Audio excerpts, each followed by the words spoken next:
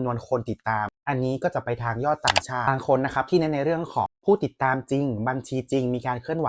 ก็จะเอนมาทางคนไทยเพราะฉะนั้นเนี่ยเรื่องของราคานะครับก็จะมีความแตกต่างกันอยู่แล้วในส่วนต่างชาติเนี่ยจะค่อนข้างราคาถูกกว่าคนไทยเยอะเพราะว่าคนไทยเนี่ยจะมีบัญชีเคลื่อนไหวตลอดนะครับเพราะฉะนั้นเนี่ยเรื่องราคาก็จะเป็นอีกเรทหนึ่งทั้งนี้ทั้งนั้นนะครับเราก็สามารถเลือกได้ตามความชอบเลยทีนี้คำถามต่อไปคือเราจะสามารถสั่งซื้อได้ที่ไหนนะครับคือเราสามารถสั่งซื้อได้กับร้านไทยมาร์เก็ตติ้งโดยแอดไลน์ไปตรงนี้เลยครับนี่เลยนะครับแอดมิน1123ก็สามารถแอดไลน์ไปได้เลยแล้วก็พิมพ์บอกแอดมินได้นะครับว่าต้องการอะไรนอกเหนือจากการเพิ่ม follow นะครับเราสามารถทำการเพิ่มทั้งยอดไลค์แชร์คอมเมนต์ต่างๆได้ยอดไลค์แล้วก็ยอด follow นะครับเราสามารถเลือกเป็นคนไทยแล้วก็ต่างชาติได้ตามความต้องการได้เลยนะครับในส่วนราคาเนี่ยเริ่มต้นที่2 บาทนะครับอันนี้จะเป็นแชร์เช่นแชร์ Facebook เนี่ยเริ่มต้นที่2 บาทบริการคอมเมนต์เริ่มต้นที่5 บาทนะครับก็สามารถเข้าไปดูเข้าไปแวะเวียนกันได้สำหรับวันนี้ต้องขอตัวลาไปก่อนนะครับถ้าใครชอบคลิปนี้อย่าลืมกดไลค์กดแชร์ให้กันด้วยนะครับ